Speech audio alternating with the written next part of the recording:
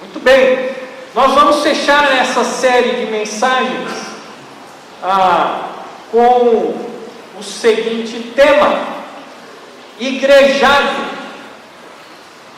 E essa, com certeza, é uma palavra nova, você não vai encontrar em nenhum lugar. É um neologismo que eu acabo de inventar, e vocês vão entender por quê. O que eu quero dizer com a palavra igrejado? Nós estamos querendo dizer que o cristão evangélico, radical, é uma pessoa que está integrada e atua em uma igreja local. Infelizmente, nós temos ouvido vários ensinamentos, principalmente através da internet, e sem dúvida nenhuma a internet nos dá uma grande ferramenta de busca e de conhecimento, mas o fato é que a internet também gera muito conhecimento, muita informação que não procede, informações muitas vezes de grande impacto, mas que não revelam exatamente qual é o propósito de Deus para as nossas vidas e aquilo que realmente a palavra de Deus nos ensina. Muitas frases de efeito, muitas frases de impacto, que num primeiro momento são lógicas e parecem ser corretas, mas que ao serem pensadas, ao serem questionadas, elas não passam de frases de efeito que não têm o seu valor. Muitas pessoas hoje têm dito o seguinte: não vá à igreja, porque você é a igreja. Opa! Essa frase parece que ela é correta, porque ninguém vai à igreja no sentido de que a igreja são essas quatro paredes, é o templo. Esse é um equívoco. A igreja não é esse prédio. A igreja são as pessoas, o povo de Deus, reunido em um determinado local, em um determinado lugar. Então, essa frase que nos diz, não, você é a igreja, ela parece ser muito correta, mas ela não é. Por quê? Porque ninguém individualmente é a totalidade da igreja do Senhor. Ninguém sozinho é toda a igreja de Deus. Nós, como cristãos, somos parte da igreja de Deus. Na verdade, a palavra de Deus nos descreve como membros de um só corpo, o corpo de Cristo. O cristão, então, ele faz parte da igreja. Abra sua Bíblia em 1 Coríntios, capítulo 12. Nós vamos ver os versículos de 12 a 14. Primeira carta de Paulo aos Coríntios, capítulo 12, de 12 a 14. A palavra de Deus nos diz assim, preste bastante atenção. Ora, assim como o corpo é uma unidade, embora tenha muitos membros, e todos os membros, mesmo sendo muitos, formam um só corpo, assim também com respeito a Cristo. Pois em um só corpo todos nós somos batizados em um único Espírito, quer judeus, quer gregos, quer escravos, quer livres, e a todos nós foi dado beber de um único Espírito. O corpo não é composto de um só membro, mas de muitos. Por que nós não podemos dizer, eu sou a igreja de Cristo? Porque a própria palavra de Deus nos diz que assim como o corpo humano não é formado de um único membro, você não é só cabeça, você não é só o seu pé, você não é só a sua barriga, você não é simplesmente a sua perna, ou o seu braço, ou a mão. O seu corpo possui muitos membros. E a totalidade desses membros formam um só corpo. Da mesma maneira que acontece com o corpo humano, assim acontece em relação à igreja de Deus, à família de Deus, ao corpo de Cristo. Cada cristão, então, é um membro desse corpo. Mas um só membro não é todo o corpo. Para entendermos o que eu quero dizer com essa nova palavra, igrejado, a gente precisa entender o que significa esse novo termo que foi cunhado, principalmente nesses últimos anos. E um termo bem conhecido, que tem sido divulgado entre as igrejas, entre os cristãos, entre aqueles que estudam também a religião, é justamente o termo desigrejados. Então, para você entender o que é igrejado, e por que isso é uma atitude hoje importante, e por que um cristão que de fato crê no Evangelho, e que quer ter um compromisso radical, onde suas atitudes, onde os seus pensamentos estão alicerçados na palavra de Deus, é importante nós entendermos esse movimento, esse grupo de pessoas que hoje se denominam desigrejados. Mas antes disso, eu quero fazer algumas distinções para que a gente entenda direitinho a respeito de quem nós estamos falando e de quem nós não estamos falando. Existem muitas pessoas que são chamadas de afastados. Não por aqueles que são da igreja, mas até por essas próprias pessoas. São aquelas pessoas que por um motivo ou outro foram abandonando as atividades da igreja, foram abandonando os relacionamentos, a comunhão com os irmãos, por um motivo. Às vezes a pessoa se muda de cidade, ele não consegue se integrar numa nova igreja, e ele então acaba simplesmente deixando o convívio da igreja cristã. Outros passam por alguma dificuldade, algum problema, que os fazem abandonar a igreja de Cristo. Essas pessoas se identificam como pessoas que estão afastadas da igreja, afastadas do Senhor. São pessoas que abandonaram o hábito de ler a palavra de Deus, de orar e de principalmente congregar em uma igreja.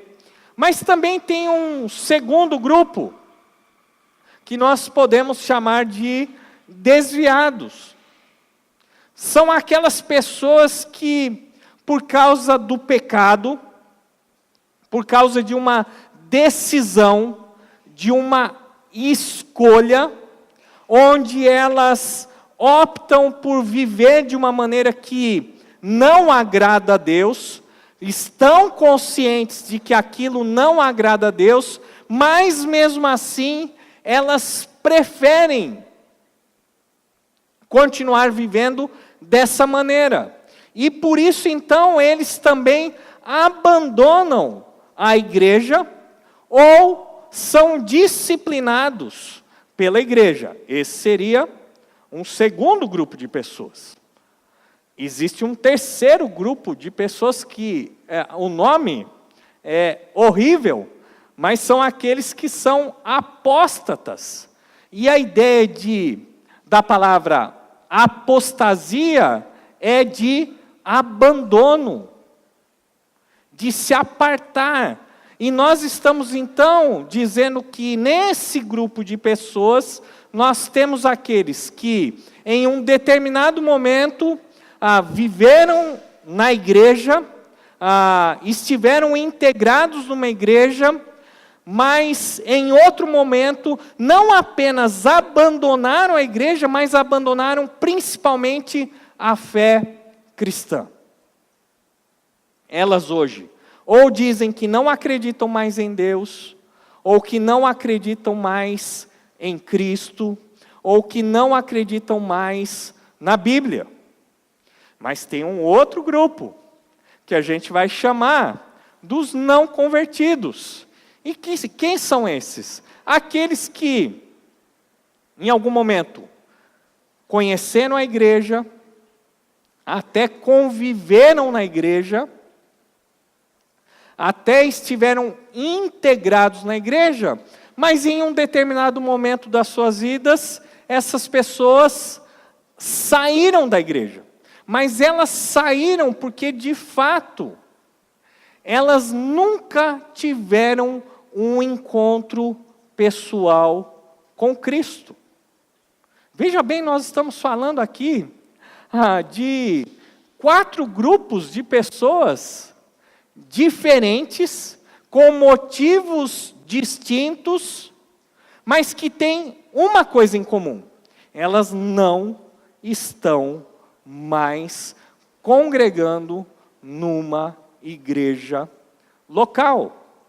Então, agora nós podemos entender o que vem a ser essa palavra desigrejado. É aquela pessoa que frequentou uma igreja, mas ele teve uma decepção. Ou ele se frustrou com alguma coisa. Ou até mesmo teve um problema pessoal e simplesmente se afastou da igreja.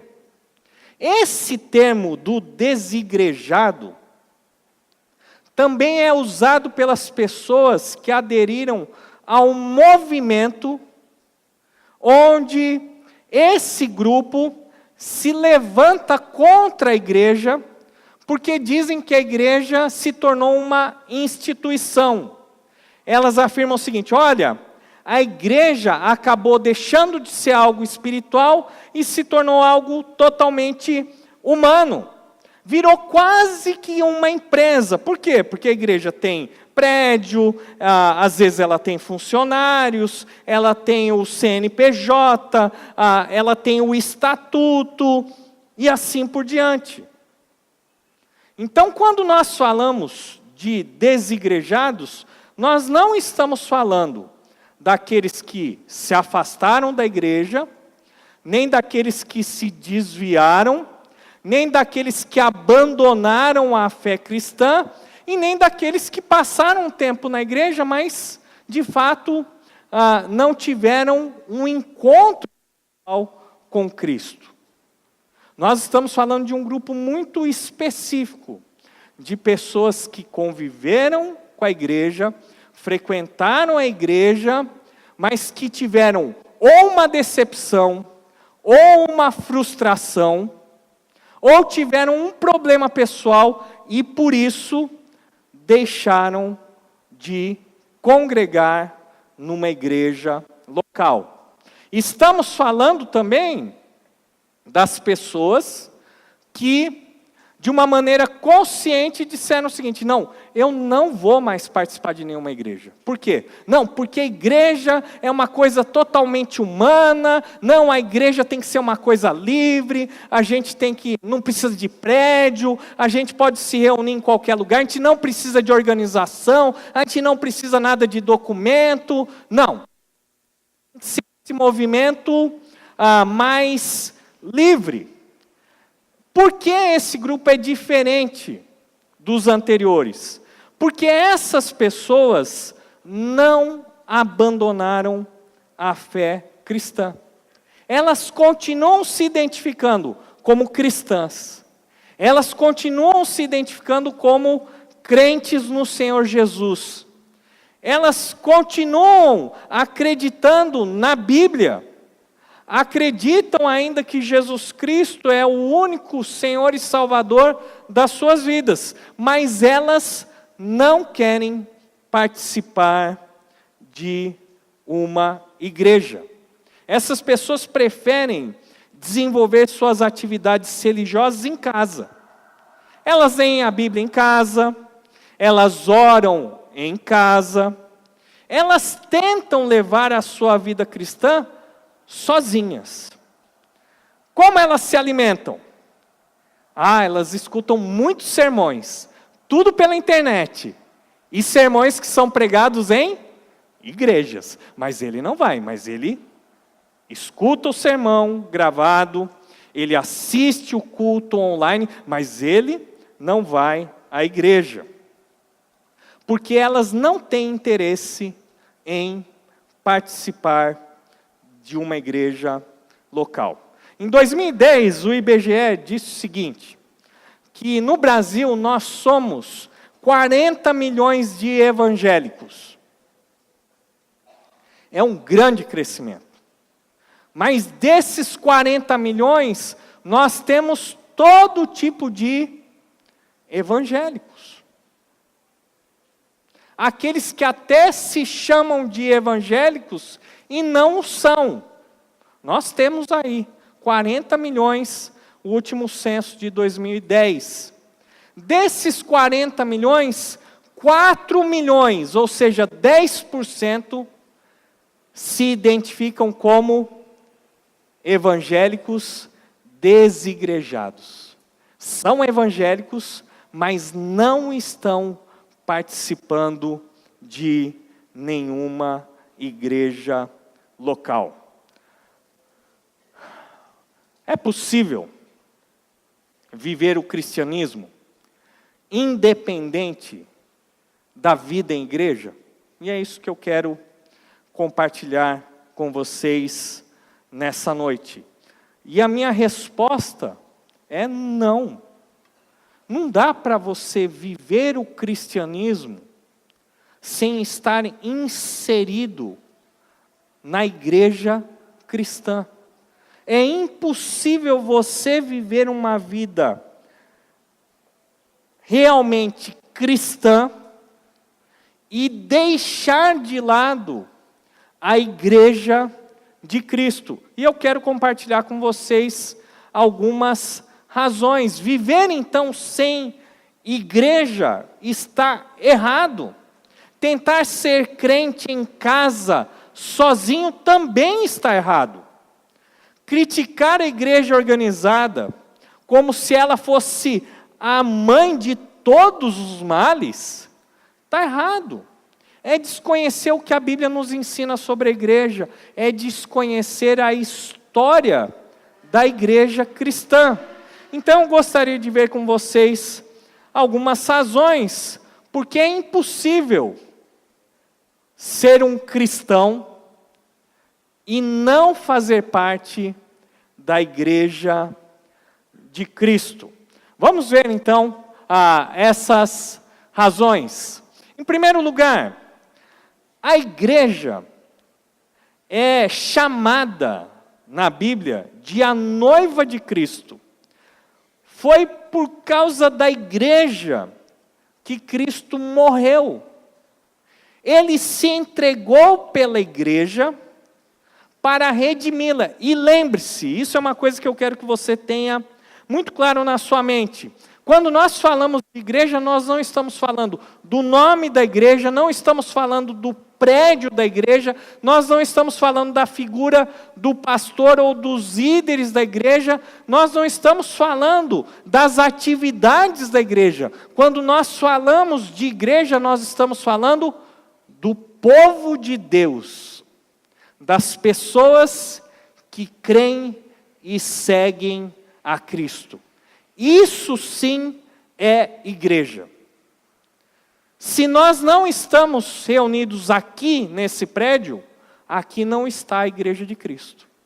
Se nós sairmos daqui e formos para a praça E ali nos reunirmos, a nossa igreja estará ali na praça, reunida ali na praça. Então veja bem, isso é muito importante para nós entendermos o que a palavra de Deus nos diz. Efésios capítulo 5, versículos 25 a 27, abra sua Bíblia comigo e preste bastante atenção no texto que eu vou ler.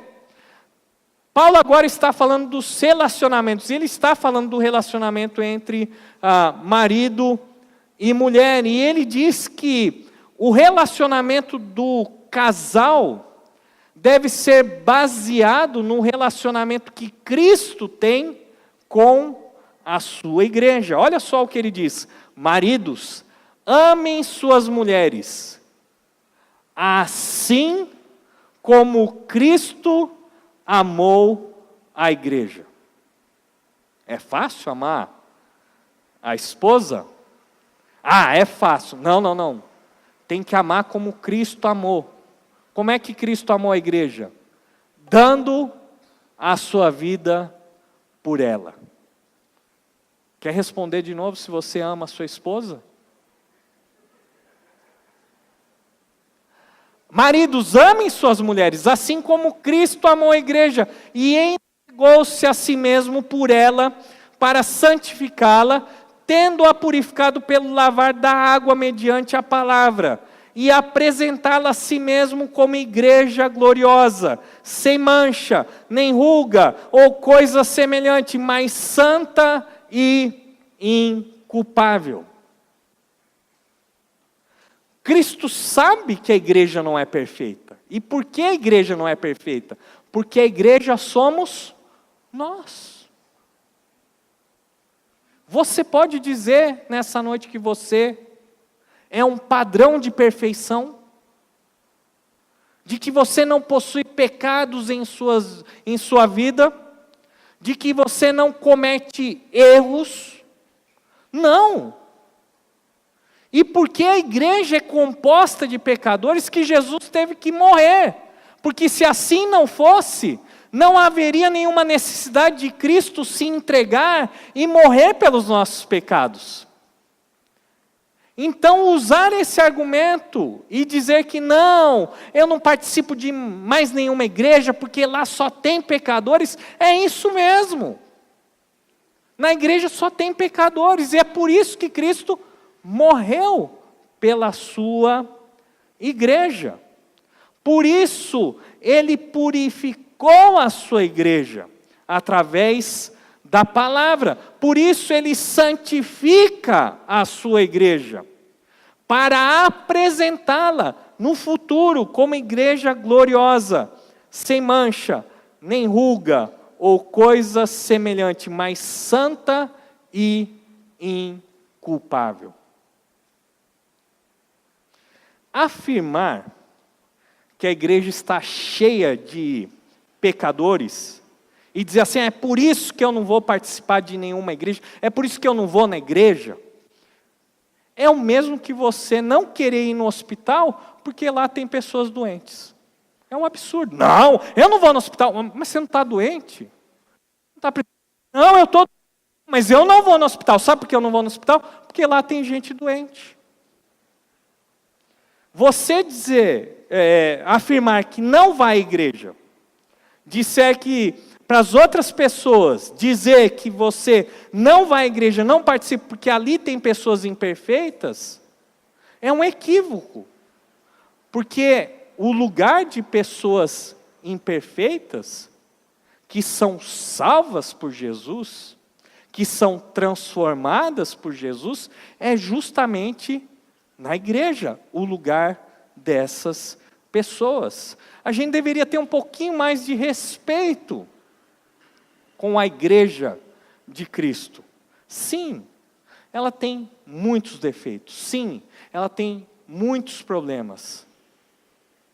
Mas Jesus ama a igreja. Jesus quer o bem da igreja. Jesus salvou a sua igreja. Vamos pensar também numa segunda razão, porque não é possível ser cristão e não estar inserido na vida em igreja.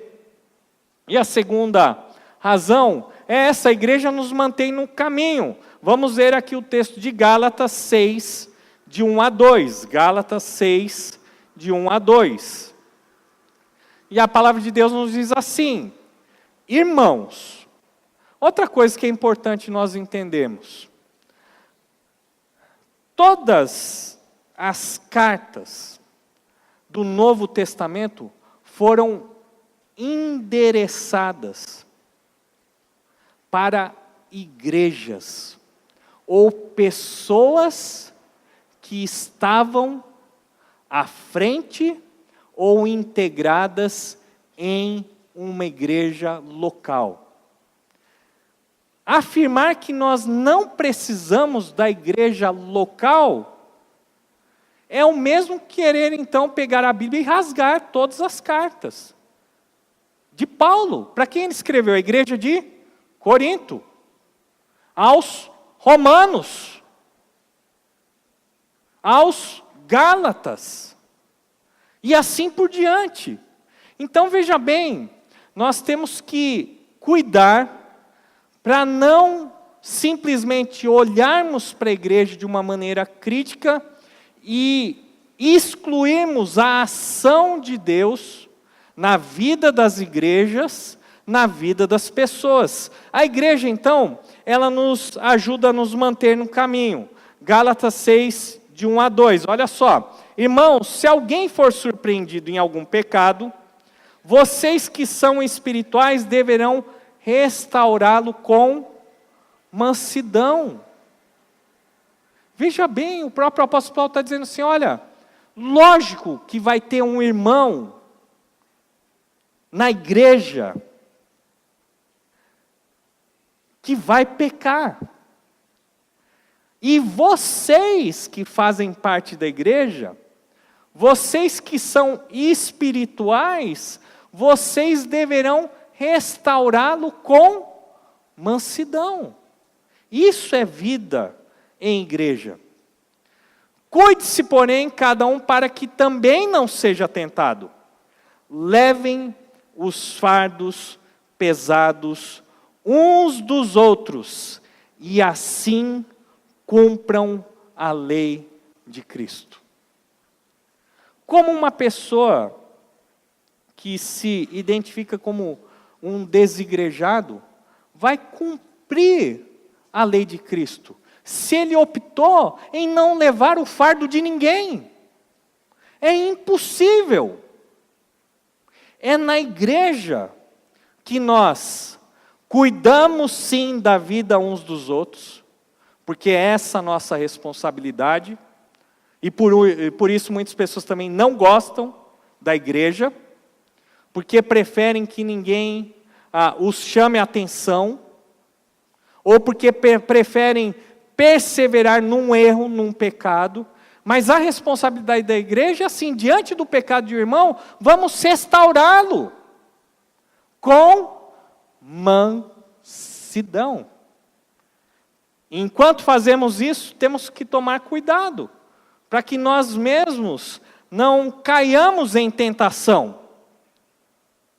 Na igreja é onde nós levamos os fardos uns dos outros. Por isso, não dá para ser cristão e não querer cumprir a lei de Cristo. Por isso não dá para ser cristão e ser cristão sozinho dentro de casa. Temos uma terceira razão. Vamos ver aqui. A igreja nos estimula à prática do amor e das boas obras. E mais uma vez, a igreja não é o pastor, não são os líderes, não são os programas, as atividades, mas as pessoas, os crentes, os cristãos reunidos, dividindo a vida, convivendo. É a igreja que estimula a prática do amor e das boas obras. Vamos ver o texto de Hebreus, capítulo 10, versículos 23 e 25. Hebreus 10, 23 e 25. Apeguemo-nos com firmeza a esperança que professamos, pois aquele que prometeu é fiel. E consideremo-nos uns aos outros para incentivarmos ao amor e às boas obras.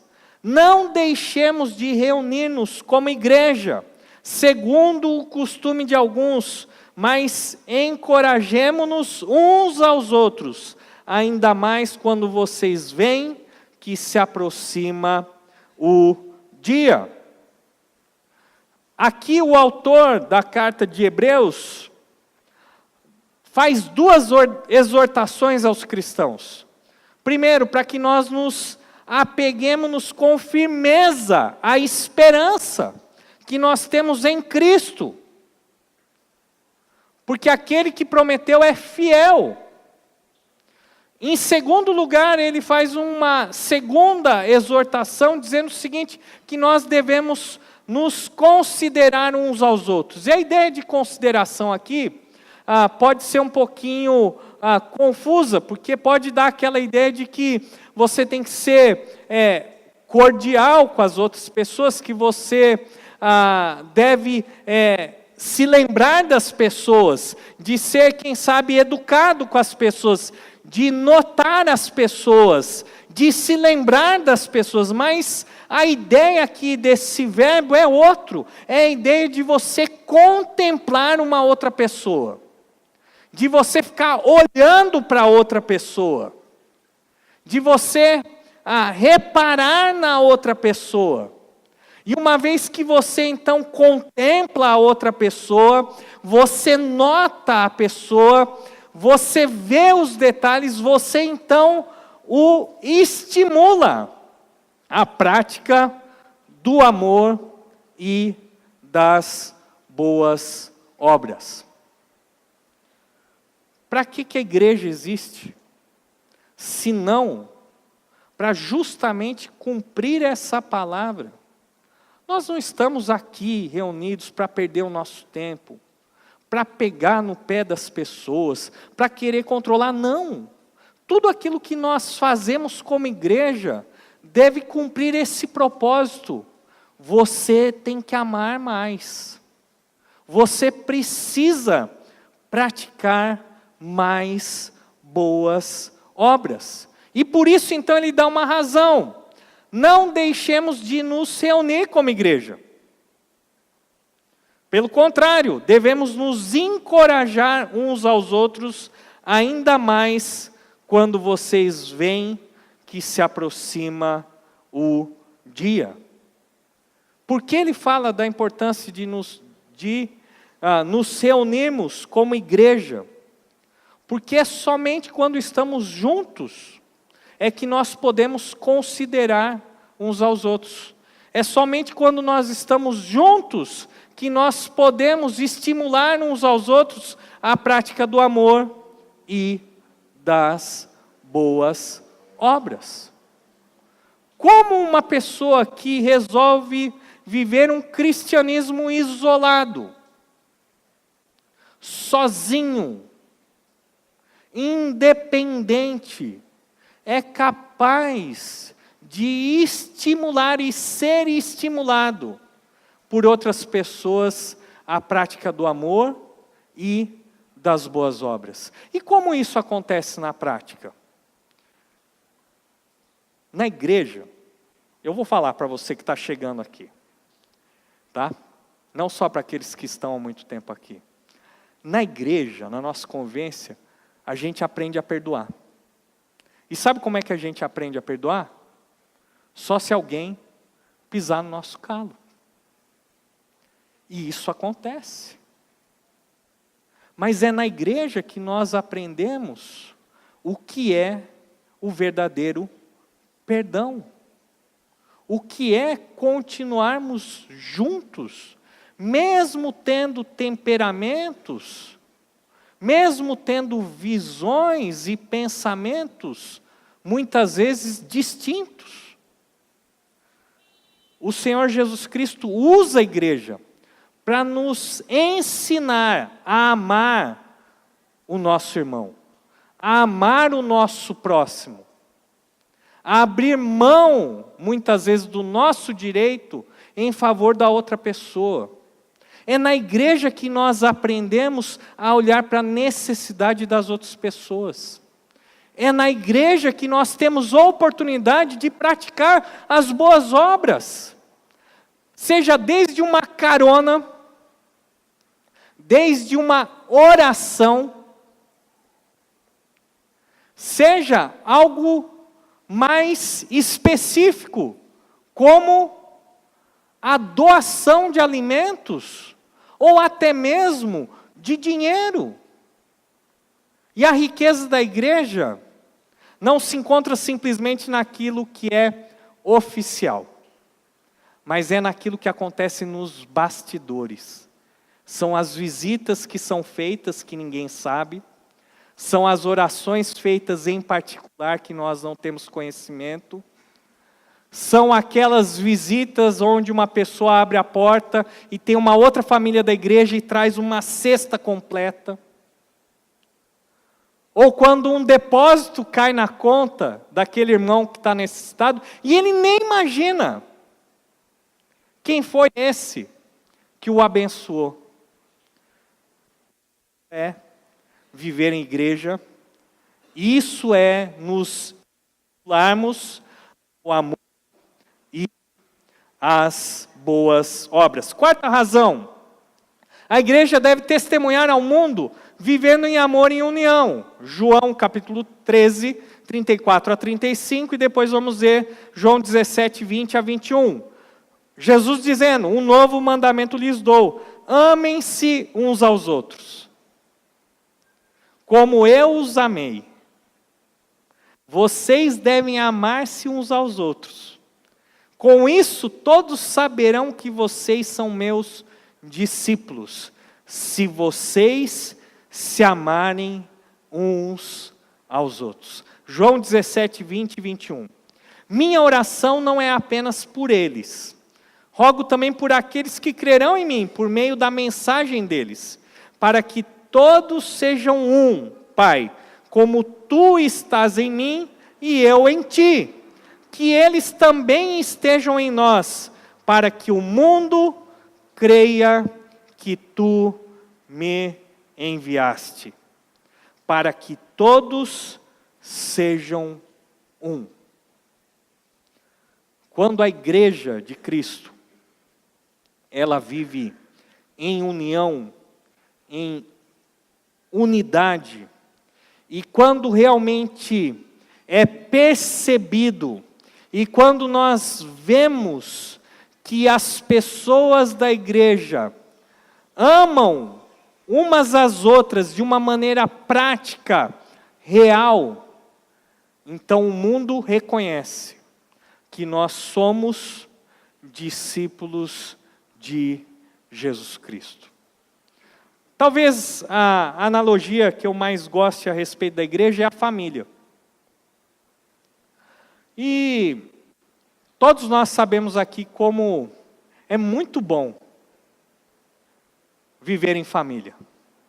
Mas também sabemos que muitas vezes é muito difícil. Nenhuma família vive sem as suas brigas, sem as suas discussões, sem os seus desentendimentos, sem aquele parente que é difícil de conviver, ou aquele que insiste em ser o rebelde, o diferente do restante da família. Sim, todas essas coisas existem, mas eles são uma família.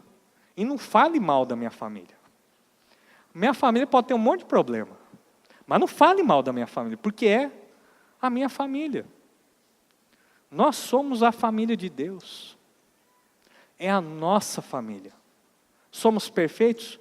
De jeito nenhum. Temos as nossas dificuldades? Sem dúvida nenhuma. E é por isso mesmo que nós precisamos de Jesus. Mas nós devemos nos amar. E quando nós demonstramos esse amor, esse cuidado uns pelos outros, e quando nós vivemos em unidade, nós testemunhamos que somos parecidos e seguidores de Jesus Cristo. A igreja, com todas as dificuldades, com todos os problemas, ela é o projeto de Deus para as nossas vidas. É aqui que nós realmente aprendemos a ser mais parecidos com Cristo. Em quinto e último lugar, por que não é possível ser cristão e não estar inserido numa igreja? A igreja deve cumprir as duas ordenanças de Jesus e os mandamentos recíprocos. E quais são essas duas ordenanças? Coisas que a igreja não pode deixar de executar. Em primeiro lugar, o batismo. Vamos ver aqui Mateus 28, 19 a 20. Portanto, vão e façam discípulos de todas as nações, batizando-os em nome do Pai, e do Filho, e do Espírito Santo, ensinando-os a obedecer a tudo o que eu lhes ordenei. Eu estarei sempre com vocês até o fim dos tempos.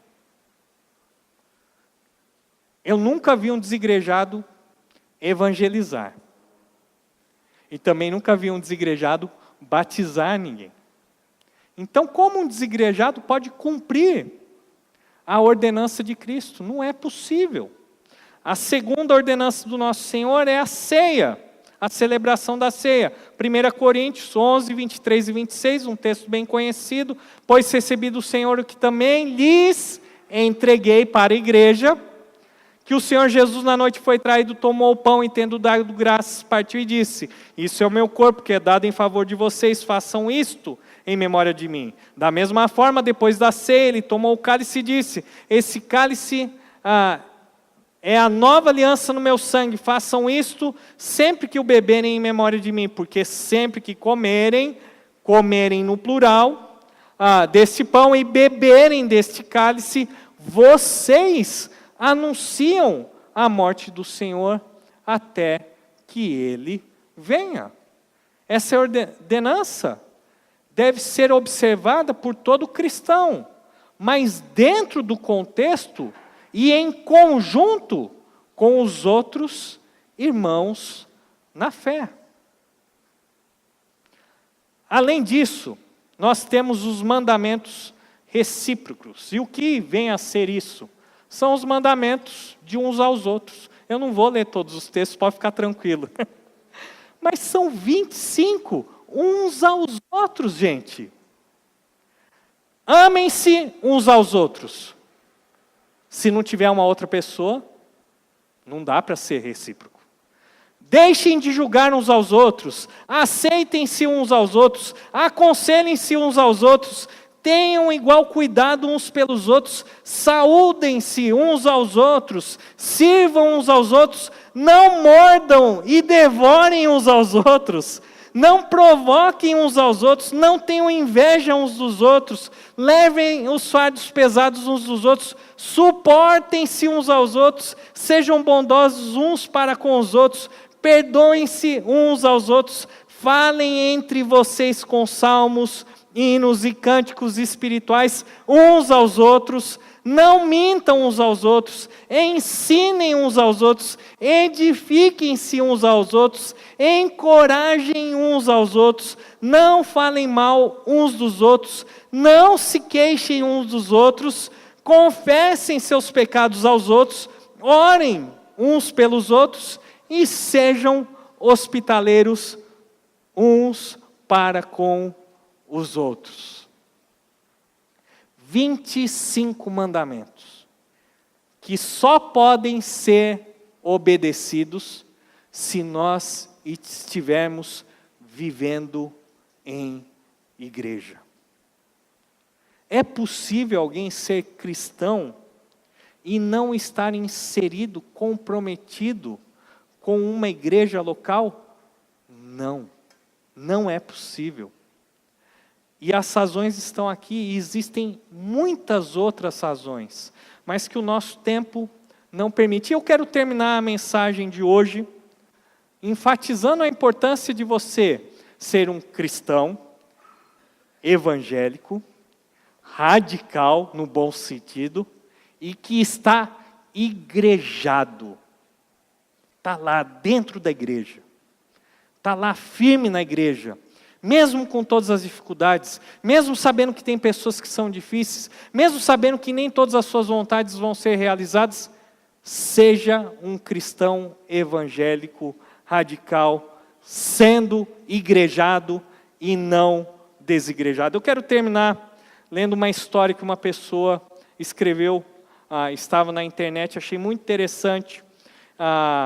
É uma historinha que essa pessoa usou a sua criatividade, e ela escreveu esse texto dizendo assim: olha, eu estava procurando uma igreja perfeita, e resolvi ligar para o apóstolo Paulo para ter uma orientação. Alô? É o apóstolo Paulo? Sim, é ele. A graça e paz. A graça e paz. Desculpe o incômodo, apóstolo, mas estou precisando da sua ajuda. Pois não. Preciso de ajuda na minha vida cristã. Andei me decepcionando com muita coisa na igreja a qual pertenço. Estou naquela fase meio sozinho. Estou escolhendo uma igreja perfeita para eu congregar. Gostaria de ter algumas informações sobre as igrejas.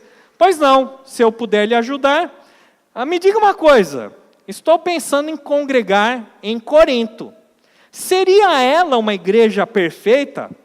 Olha, a igreja de Corinto tem grupinhos, tem inveja, tem contendas, tem brigas na justiça. Tem também pessoas que estão fornicando. Nossa! E a igreja de Éfeso? Foi uma igreja alicerçada na palavra. Mas ultimamente tem muita gente sem amor por lá. Então penso em congregar em Tessalônica. Tessalônica. Tem alguns que andam de uma maneira desordenada e não gostam de trabalhar, não. Nossa, tá difícil, hein, Paulo? E se eu for para a igreja de Filipos? Filipos é até uma igreja boa, mas tem algumas notas distoantes. Tem duas irmãs lá, uma se chama Evódia e a outra Sintique, que se desentenderam e elas estão sem conversar uma com a outra. Mas por quê, Paulo? Eu não sei bem, mas eu acho que foi por causa do uniforme do ministério feminino da igreja. Então acho que eu vou me mudar para Colossos e vou congregar lá. O que você acha? Olha, em Colossos o problema é doutrinário. Tem uns hereges que estão querendo rebaixar a pessoa de Cristo, dizendo que ele não é Deus. O negócio está meio feio por lá. Olha, eles estão até realizando alguns cultos aos anjos. Meu Deus! E se eu for para a Galácia? Olha, na Galácia tem crentes se mordendo e devorando uns aos outros. Meu Deus, realmente está difícil. Eu entrei em contato com o apóstolo João porque pensei em congregar em Tiatira, então. Mas ele me disse que lá é uma igreja tolerante. Tem tolerado uma mulher que se diz profetiza, tem ensinado várias coisas erradas. E eu tinha ligado para o apóstolo João, pensei em ir para a igreja de Laodiceia, mas João me disse que lá eles são muito indiferentes, mornos. Até falei para ele que pensei em congregar em Pérgamo, mas João me disse que lá tem algumas doutrinas estranhas. Sabe, Paulo, já pensei em ir para a igreja da sede, lá em Jerusalém. Mas lá também tem muita gente preconceituosa contra os gentios. Fiquei sabendo que lá tem muita murmuração, tem muitos crentes duas caras.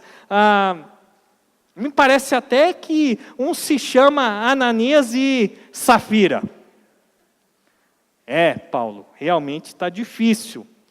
Qual a solução? Me dá uma orientação. É simples. A igreja do lado humano é imperfeita, mas Deus está trabalhando. Você se esqueceu do que escrevi aos Efésios? Para apresentar a si mesmo igreja gloriosa, sem mácula, nem ruga, nem coisa semelhante, mas santa e irrepreensível. E breve, muito breve, nós estaremos na igreja perfeita, daqueles que foram salvos por Cristo Jesus. Eu quero te dar um conselho. Não procure uma igreja perfeita, mas procure uma igreja bíblica. Então está bem, Paulo, obrigado. Vou ler mais a Bíblia. Mesmo condenando tais práticas, estou reconhecendo que não há igreja perfeita enquanto estivermos aqui. Mas mesmo reconhecendo suas imperfeições, não abandonarei a comunhão entre os irmãos e procurarei fazer a minha parte, vivendo uma vida cristã autêntica e esperando a volta de Cristo. Obrigado, apóstolo Paulo. Disponha. Um pequeno texto de uma pessoa que usou a sua imaginação em busca de uma igreja perfeita e chegou à conclusão de que, enquanto nós estivermos aqui, nós não iremos encontrar uma igreja perfeita. Eu quero terminar com uma frase do livro Maravilhosa Graça, do Philip Yancey. Ele disse assim: rejeitei a igreja durante algum tempo, porque encontrei bem pouca graça ali. Mas eu voltei, porque não descobri graça em nenhum outro lugar. Na igreja, mesmo sendo imperfeita, nós encontramos a graça de Jesus. Abaixe sua cabeça, feche seus olhos, nós vamos orar. Senhor Deus, nosso Pai, nessa noite nós queremos reconhecer que a igreja é algo fundamental para aqueles que querem viver uma vida cristã comprometida com o Senhor. Também reconhecemos que muitas vezes nós ficamos simplesmente olhando e apontando para o erro, para o pecado das outras pessoas. E esquecemos que muitas vezes nós também temos estes mesmos erros e pecados. Esquecemos também que nós estamos na igreja para ajudar essas pessoas e para sermos ajudados. Nós queremos nessa noite te agradecer de uma maneira muito especial pela nossa igreja, com as nossas limitações, com as nossas dificuldades. Nós podemos reconhecer aqui a tua graça entre nós. Muito obrigado a Deus. E que esses irmãos que por um motivo ou outro resolveram abandonar a convivência da igreja, que eles possam ser convencidos pelo Senhor e pela sua palavra e regressarem ao convívio dos irmãos. Que o Senhor nos abençoe. Nós oramos assim no nome de Cristo Jesus. Amém.